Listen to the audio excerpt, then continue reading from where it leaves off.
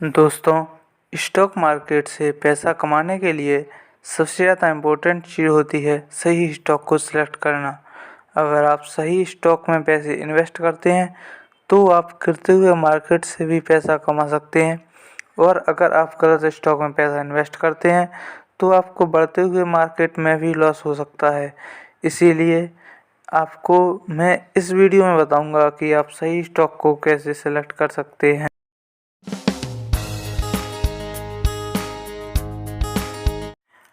इस वीडियो में मैं आपको फंडामेंटल एनालिसिस करना सिखाऊंगा, क्योंकि इस वीडियो को देखने के बाद आपको कोई और वीडियो देखने की ज़रूरत नहीं पड़ेगी। टाइप ऑफ बिजनेस में जो स्टॉक आपने सेलेक्ट किया है वह कंपनी बिजनेस किस प्रकार का करती है और इसके ग्रो होने के कितने चांस हैं। अगर आप ऐसी कंपनी में पैसे इन्वेस्ट करते हो जिसके फंडामेंटल बहुत अच्छे हों, लेकिन ऐसा लग रहा हो ये कंपनी आगे चल के बंद हो सकती है या कम हो सकती है, तो उस बिजनेस में आपको लॉस ही होगा। इसका एग्जांपल देके समझाता हूँ कि आज के समय पर प्लास्टिक बनाने वाली कंपनी पर इन्वेस्ट करते हैं तो पूरे वर्ल्ड में प्लास्टिक को बैन किया जा रहा है, उसका अल्टरनेटिव ढूंढा जा रहा है, तो ये बिजनेस आगे चलकर कम ही होगा, ग्रो नहीं हो सकता। जबकि आप किसी ऐसी कंपनी में काम करते हैं जो आर्टिफिशियल इंटेलिजेंस के ऊपर काम कर रही हो, तो ये कंपनी आगे चल के ग्रो हो सकती है और यहाँ आप पैसा कमा सकते हैं। तो शुरुआत में आपको कॉमन सेंस का यूज़ करना है बिजनेस को सिलेक्ट करते वक्त। Market capitalisation, small cap, mid cap and large cap companies.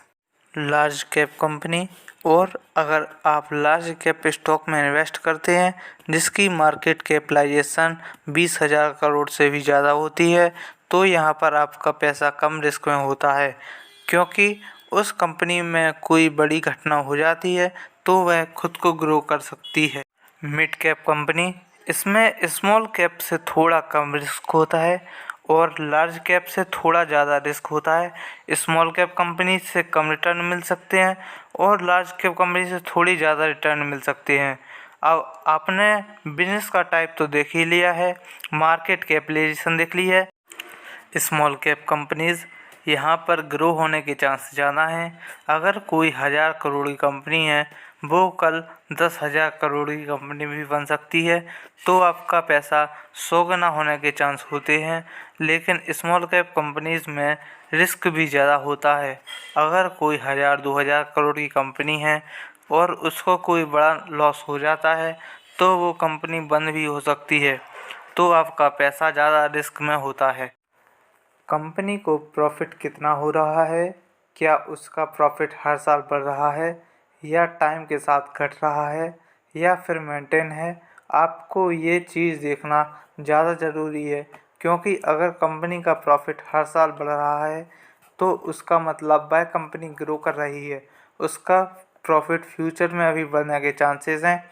और अगर उसका प्रॉफिट फ्यूचर में भी बढ़ेगा तो कंपनी के शेयर की प्राइस भी बढ़ेगी, जिससे आपका प्रॉफिट भी बढ़ेगा। अगर उस कंपनी का प्रॉफिट हर साल घटता ही जा रहा है तो उसका मतलब है वह कंपनी अच्छा परफॉर्म नहीं कर रही है, तो आपको उसमें इन्वेस्ट नहीं करना चाहिए। और ये चीज़ पता करने के लिए उसके 3-4 साल के प्रॉफिट को कंपेयर करके देख सकते हैं, और उसके क्वार्टरली रिजल्ट में जो प्रॉफिट दिखाया जाता है उसको भी कंपेयर करके पता लगा सकते हैं कि वो कंपनी परफॉर्म कर रही है या लॉस कर रही है। जब आपने उस कंपनी का प्रॉफिट देख लिया है तो आपको ये भी देखना होगा कि कंपनी के ऊपर डेब्ट कितना है, यानी कि कर्जा कितना है।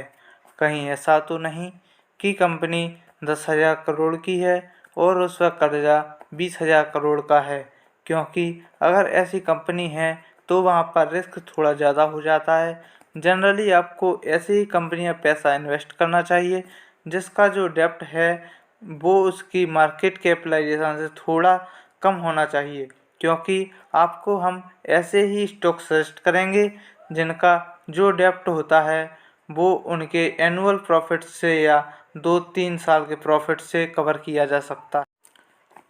तो अभी तक आपने कंपनी की बहुत सारी डिटेल्स देख ली हैं, तो अब आपको उसके कुछ फाइनेंशियल देखने होंगे, जैसे उसका return of equity. Return of equity को आप उसके सेक्टर के और कंपनी को कंपेयर करके भी देख सकते हैं। लेकिन अगर मैं आपको सिंपली बताऊं तो अगर किसी कंपनी का रिटर्न ऑफ इक्विटी 15 से ज़्यादा हो तो वह अच्छा समझा जाता है। रिटर्न ऑफ कैपिटल एम्प्लॉयड, अगर मैं आपको सिंपली बताऊं तो अगर किसी कंपनी का रिटर्न ऑफ कैपिटल एम्प्लॉयड 20 से ज़्यादा हो तो वह अच्छा माना जाता है। फ्री कैश फ्लो, यानी कि उस कंपनी के पास फ्री कैश फ्लो कितना है जिसका वो यूज़ कर रही है खुद को ग्रो करने में, डिविडेंड देने में और बहुत सारे कामों के लिए। तो जिस कंपनी को आप सिलेक्ट कर रहे हो उसके पास फ्री कैश फ्लो भी होना चाहिए। अब नेक्स्ट चीज़ देखनी है प्रमोटर्स की होल्डिंग। प्रमोटर्स वो होते हैं जिन्होंने उस कंपनी को बनाया होता है। तो मेरे हिसाब से आपको ऐसी कंपनी को अवॉइड करना चाहिए जहां पर प्रमोटर्स की होल्डिंग 45% से कम हो। तो आप शेयर मार्केट और स्टॉक से रिलेटेड वीडियो देखने के लिए हमारे चैनल को सब्सक्राइब जरूर कर सकते हैं और बेल नोटिफिकेशन को ज़रूर प्रेस कर दीजिएगा, ताकि जैसे ही हम वीडियो अपलोड करें तो आपको हमारी वीडियो का नोटिफिकेशन मिल जाए। तो अब दोस्तों नेक्स्ट डिटेल देखनी होती है, वो होता है प्राइस अर्निंग रेशियो, मतलब पीई रेशियो। पीई रेशियो को जनरली उस सेक्टर की जो दूसरी कंपनीज हैं उनसे कंपेयर करके देखा जा सकता है। बट अगर सिंपली मैं आपको समझाऊं तो पीई रेशियो जितना कम होता है उतना ही अच्छा माना जाता है, और ये माना जाता है कि उस कंपनी के पास ग्रो होने के कितने चांस हैं। हाँ, लेकिन नेगेटिव में नहीं होना चाहिए और बहुत ही कम नहीं होना चाहिए। नेक्स्ट, आप उस कंपनी का ईपीएस भी देख सकते हैं, यानी कि अर्निंग पर शेयर। जितना ज़्यादा अर्निंग पर शेयर होगा उतना ही अच्छा माना जाता है। और इसके अलावा बहुत सारी ऐसी डिटेल्स हैं जो आप चेक कर सकते हैं। बट अगर आप इतनी डिटेल्स भी देख लेते हैं तो आप एक अच्छा स्टॉक सेलेक्ट कर पाएंगे।